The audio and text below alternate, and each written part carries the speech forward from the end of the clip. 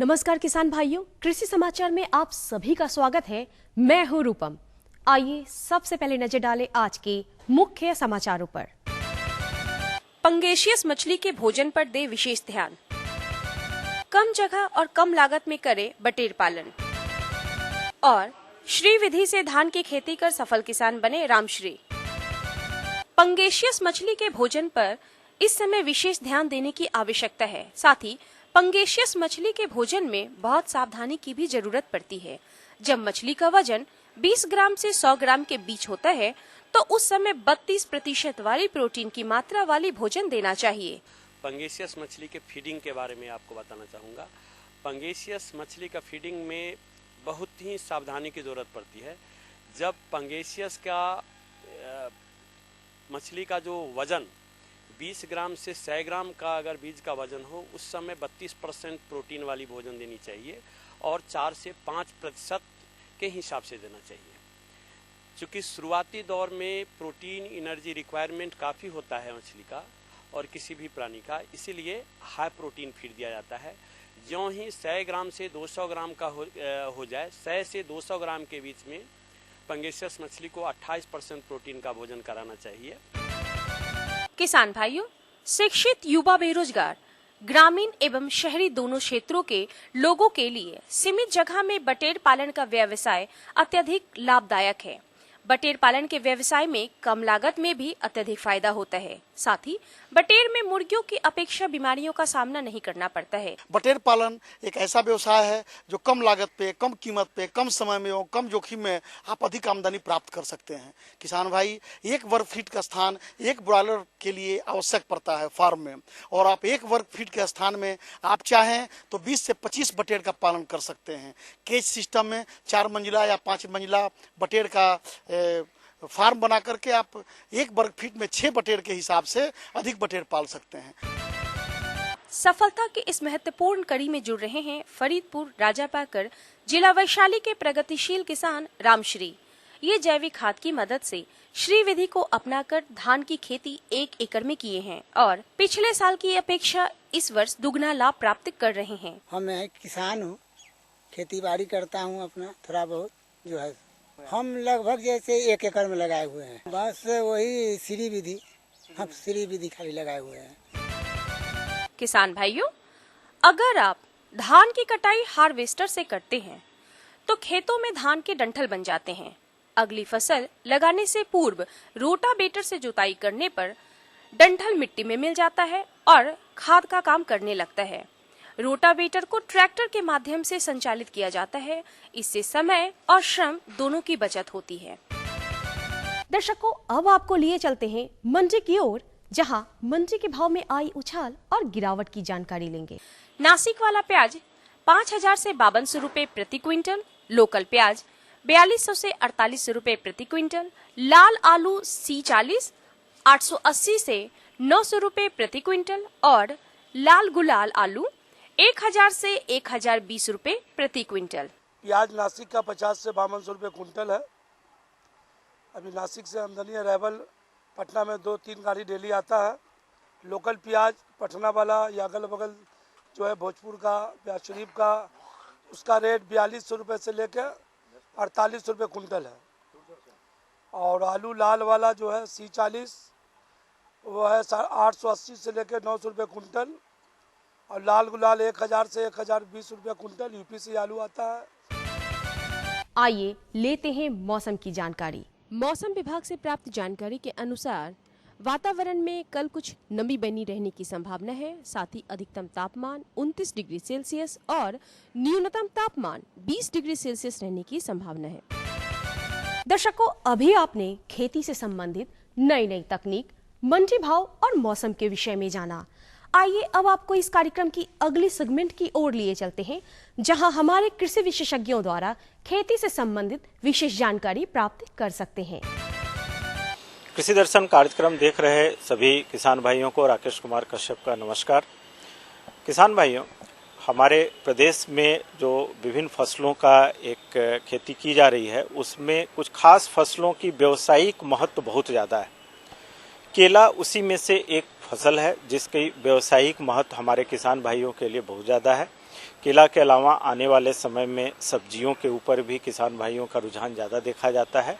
तो ऐसे में आज हम अपनी चर्चा करेंगे कि केला एवं अन्य सब्जियों में लगने वाले पौधा संरक्षण की कैसे व्यवस्था करें उसके ऊपर। किसान भाइयों, इस पूरे विषय पे हमारे साथ चर्चा करने के लिए विशेषज्ञ हैं अवधेश प्रसाद गुप्ता, जो सहायक निदेशक पौधा संरक्षण पटना मीठापुर फार्म में है। सर, कृषि दर्शन कार्यक्रम में आपका स्वागत है। हमारे प्रदेश में सर केले की खेती बहुत व्यापक तौर पे की जाती है और पिछले कुछ समय से कृषि दर्शन के माध्यम से किसान भाइयों का फोन आता है कि उसमें कुछ बीमारियों का प्रकोप हो रहा है। तो केला में मुख्य रूप से कौन कौन सी बीमारी लगती है या अभी के समय में किन बीमारियों के प्रति किसान को ज्यादा सचेत होना चाहिए या उसके प्रति निदान क्या होगा? किसान भाइयों, जैसा कि आप जानते हैं, पेपर के माध्यम से भी आपको जानकारी हुई होगी या बहुत से ऐसे लोग जुड़े हुए हैं जो इस व्यवसाय से, खास करके भागलपुर के नवगछिया और इलाके में अभी सिगा टोका रोग की बहुत ज़्यादा मात्रा में अटैक देखा जा रहा है, जो कि एक महामारी के रूप में वहाँ फैला हुआ है। सिगा टोका रोग में होता क्या है कि जो पत्तियां हैं बिल्कुल हरी नजर आती हैं दूर से, लेकिन उसके ऊपर में पीले पीले धब्बे आ जाते हैं और बाद में वो धब्बे आपस में मिल करके एक झुलसा रोग की तरह वो उत्पन्न कर दे रहे हैं। सिगा टोका रोग में एक और परेशानी ये हो रही है कि जो हमारे फल हैं बीच में ही पकने लगते हैं, कुछ फल फट जाते हैं, जिसके होता क्या है कि उसका मार्केट वैल्यू भी काफ़ी कम हो जाता है। तो इसके बचाव के लिए हम कोशिश करेंगे कि एक तो खरपतवार से मुक्त हो, हमारा जो फसल है खरपतवार से मुक्त हो, समय पर उसको सिंचाई दें और उसके बचाव के लिए कॉपर ऑक्सीक्लोराइड जो है 50% घुलनशील चूर्ण, उसका 3 ग्राम 1 लीटर पानी में घोल करके उस पर छिड़काव करें। जरूरत पड़ने पर पुनः उसको 10 से 15 दिनों पर रिपीट करें। इसके आगे आप चाहें तो आप कार्बेंडेजिम का भी इस्तेमाल कर सकते हैं। मैंकोजेब 75% जो है वो 2 ग्राम प्रति लीटर की मात्रा से उस पर आप व्यवहार कर सकते हैं, जिससे सिगा टोका रोग से आप निदान पा सकते हैं। किसान भाइयों, वक्त हो चला है एक छोटे से सूचनात्मक अंतराल का। हम तुरंत वापस होते हैं इस अंतराल के बाद। ये लो और बताओ। बस। अरे ये क्या भैया जी, बस इतनी सी रासायनिक खाद? किसानी छोड़ रहे हो क्या? किसानी नहीं, नादानी छोड़ रहे हैं। मिट्टी की जांच कराई है। अब तो लालाजी जितनी जरूरत है उतने ही उर्वरक खेत में डालेंगे। हाँ, किसान भाई आज ही अपने जिले की नजदीकी भूमि परीक्षण प्रयोगशाला में मिट्टी की जांच जरूर करवाएं और मिट्टी में पोषक तत्व, नमी व पौधे के विकास को देखते हुए केवल जरूरत के अनुसार ही पोषक तत्व डालें। और हाँ, मिट्टी में गंधक, जस्ता, बोरोन जैसे सूक्ष्म पोषक तत्वों का पता लगाना भी न भूलें। उर्वरक और जैविक खाद के सही उपयोग से भूमि का उपजाऊपन बनाए रखें, उत्पादकता बढ़ाएं, खर्चा घटाएं और बहुमूल्य विदेशी मुद्रा बचाने में भी सहयोग दें। और हाँ, धीमी गति से नाइट्रोजन उपलब्ध कराने वाले उर्वरकों जैसे नीम लेपित यूरिया को प्राथमिकता दें और यूरिया का पत्तों पर छिड़काव करें। अरे वाह, तू तो सचमुच समझदार हो गया रे। अधिक जानकारी के लिए संपर्क करें जिला कृषि अधिकारी या किसान कॉल सेंटर। नई तकनीक सभी को अच्छी लगती है। मैंने भी अपने खेत की तैयारी, बुआई, जुताई, गहाई वगैरह के लिए छोटी मशीनें अपनी जरूरत के हिसाब से खरीदी। मैंने अपने खेतों में मशीन का प्रयोग किया तो काम जल्दी और आसान हो गया। खेती में मशीनों के इस्तेमाल के बाद मुझे मिली भरपूर पैदावार और ज्यादा मुनाफा। छोटी मशीनें तो हमारी अपनी अपनी हैं, लेकिन बड़ी मशीनें हमने समूह बनाकर खरीदी। किसान भाइयों और बहनों, आप भी उन्नत मशीनों और उपकरणों की खरीद पर वित्तीय सहायता का लाभ उठाएं, अपनी आमदनी बढ़ाएं और खुशहाली पाएं।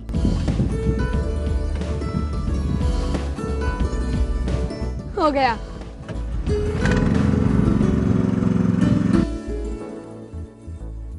मैंने सोच लिया है, मैं तुझे कृषि का इंजीनियर ही बनाऊंगा। नई मशीनें, नए उपकरण आए आपके द्वार, ले लो इनसे अब खूब खुशी और पैदावार। जी जी जी।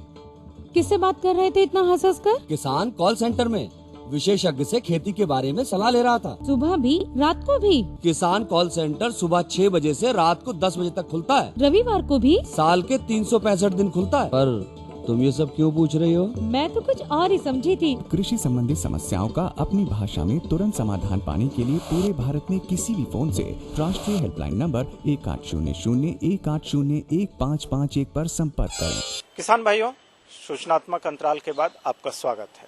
किसान भाइयों, केले की फसल की जहां बात हो रही है, उसमें जब उस खेत को हम साफ रखें और उसमें हम खरपतवारों से अगर मुक्त रखते हैं तो बहुत सारे रोगों के जो वाहक हैं वो उसकी वजह से कम हो जाते हैं। तो आप हमेशा यह ध्यान रखें, विशेषज्ञ के द्वारा भी आपको बताया गया कि केले में सिंचाई कई बार की जाती है, जिसकी वजह से एक नमी होता है और उन सब वजहों से खरपतवारों को वहाँ उगने का संभावना ज़्यादा हो जाता है।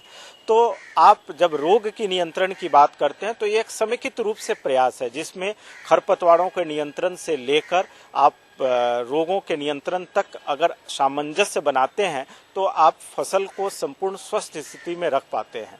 कुछ खास बीमारियों की चर्चा की, जिसमें बंची टॉप हो या हमारा पनामा विल्ट हो, इन सब रोगों के लिए उपलब्ध दवाएं बाजार में उपलब्ध हैं। किन्हीं वजह से अगर कोई दवा नहीं मिलती है तो आप अपने नज़दीक के कृषि विशेषज्ञों से भी सलाह ले सकते हैं।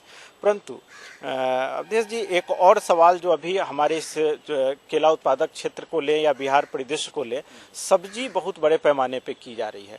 तो अभी जैसे ही जाड़ा की शुरुआत होगी, सब्जियों के ऊपर भी कीड़ों का प्रकोप होगा, तो मुख्य रूप से सामान्य सब्जियों के हिसाब से किन किन कीट का प्रकोप होने की संभावना होगी और उसके नियंत्रण के लिए किसान भाई को क्या करना होगा?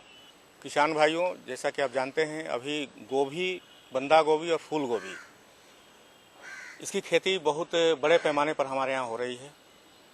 लेकिन कुछ समस्याएं ऐसा आ जाती हैं जिसके चलते जो मार्केट वैल्यू है उसका कम हो जाता है और फसल मेरा अच्छा नहीं होता है। उससे बचने के लिए हर हालत में जब भी हम सब्जी का खेती करने जा रहे हैं, जिस चीज़ का भी आप सब्जी करने जा रहे हैं, तो जो बीज आप लेते हैं कोशिश करें कि उसको बीज उपचारित करके ही लगावें।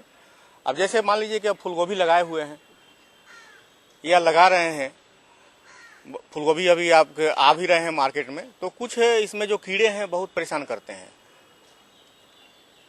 खास करके डायमंड बैक मॉथ, डीबीएम के नाम से जाना जाता है, ये धीरे धीरे तेजी से बढ़ रहा है।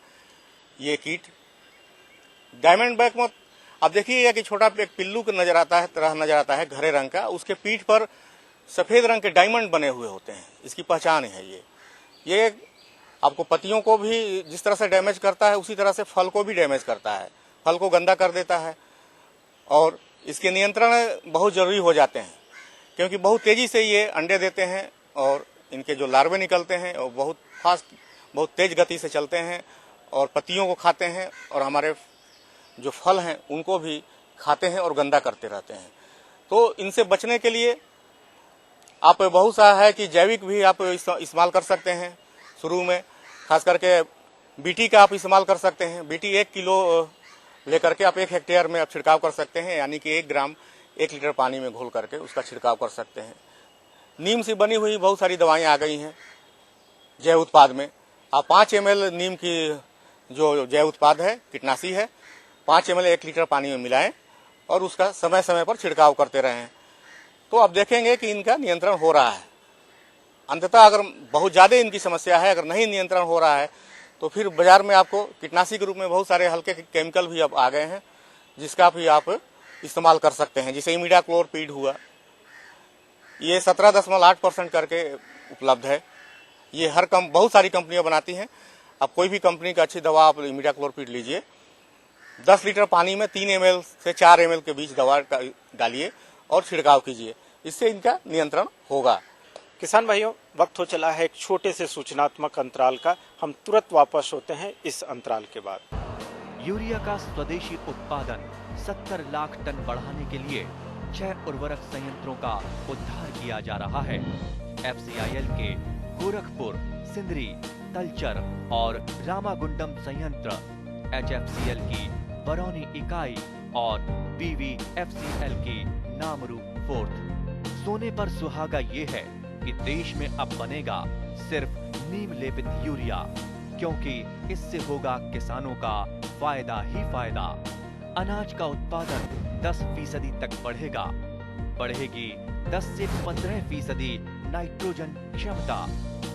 किसानों के हित में बड़ा कदम, प्रधानमंत्री कृषि सिंचाई योजना। हर खेत को पानी, प्रति बूंद अधिक उपज। सिंचाई के सही तरीकों और जल संरक्षण की नई तकनीकों के साथ बढ़ेगा जमीन का जल स्तर। जिला स्तर पर होंगी सिंचाई योजनाएं, असिंचित क्षेत्रों तक पानी पहुंचाकर बढ़ेगा उत्पादन। भारत सरकार की विशाल योजना प्रधानमंत्री कृषि सिंचाई योजना।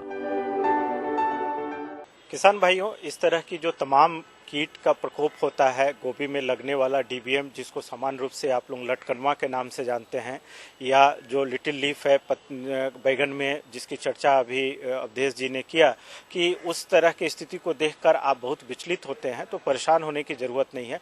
समय पे अगर आप नियंत्रण करते हैं तो इस तरह की बीमारियों को भी रोका जा सकता है। इन तमाम तरह के फसलों के ऊपर लगने वाले कीट एवं रोग से संबंधित किसी प्रकार की जानकारी आप चाहते हैं तो आप मीठापुर में आकर हमारे विशेषज्ञ से मिल सकते हैं। सर, आज आप कृषि दर्शन में आए, हमारे किसान भाइयों के लिए समय दिया, इसके लिए आपका बहुत बहुत धन्यवाद। धन्यवाद। किसान भाइयों, फसल कोई भी हो, समस्या किसी भी प्रकार का हो, कृषि दर्शन के अंतर्गत हम लोग हर तरह की समस्याओं के साथ विशेषज्ञों से चर्चा कर आपके लिए वार्ता लाते हैं। आप अगर किसी खास विषय पे कोई वार्ता चाहते हो तो आप हमें पत्र लिख सकते हैं। हमारा पता है कृषि दर्शन द्वारा निदेशक, दूरदर्शन केंद्र, छज्जू बाग, पटना 80001। तो इस पते पे आप अपनी विषय के साथ अपना पूरा पता लिखकर पत्र डालें। हम आपसे वादा करते हैं कि हम आपके विषय के अनुसार विशेषज्ञों का चयन करके वार्ता जरूर कराएंगे। आज के लिए बस इतना ही, इजाजत दीजिए। अगली कड़ी में फिर किसी नए विषय और विशेषज्ञ के साथ मिलेंगे। नमस्कार। किसान भाइयों, आइए अब आपके लिए पेश करते हैं कृषि आधारित कुछ लोकगीत एवं नृत्य।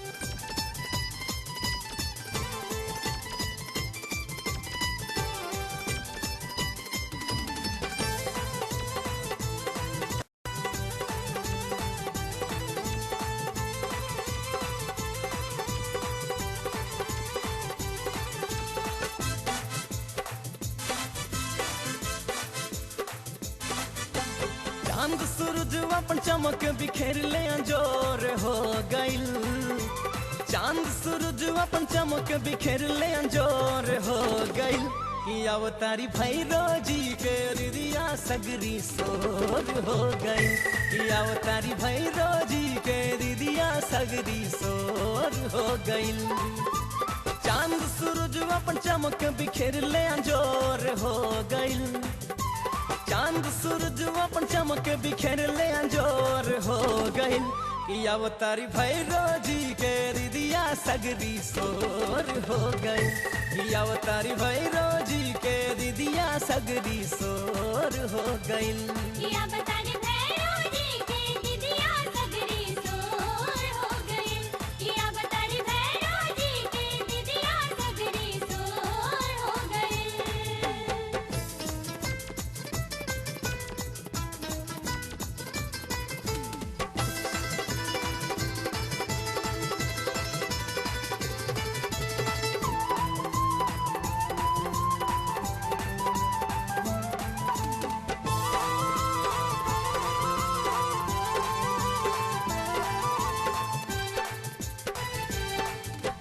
आगे आगे बजरंग बली जी, पीछे बसेना सारी।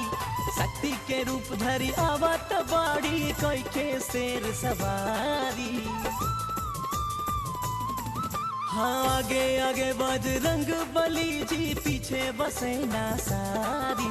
शक्ति के रूप धरी आवत बाड़ी, कोई के शेर सवारी।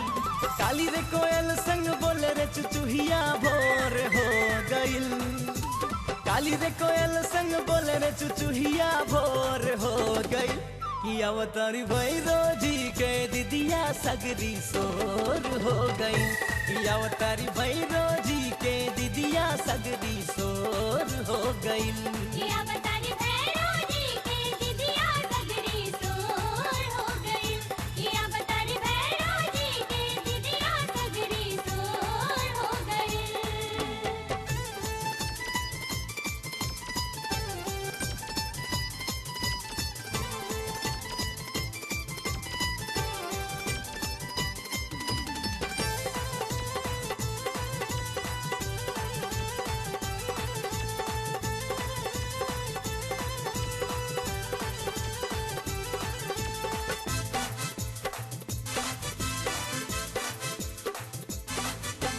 राउर सेवकवा भेजले बाटे माई होने वातावा अचरज में पड़ल बड़े ऋषि मुनि सब देवता